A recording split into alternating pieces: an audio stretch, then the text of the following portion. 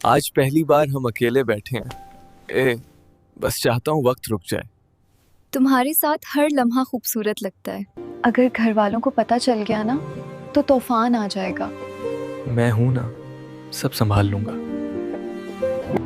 The light seems brighter when I look at you. And your eyes hold all the warmth I need tonight. Ali, कोई आ रहा है।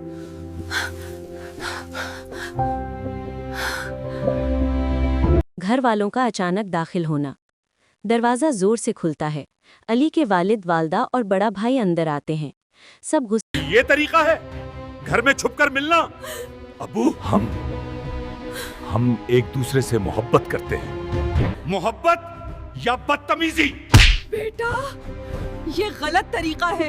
इज्जत ऐसे रस्वा नहीं की जाती। हम गलत नहीं, हमारा तरीका गलत था। आज के बाद तुम दोनों एक दूसरे से दूर रहोगे।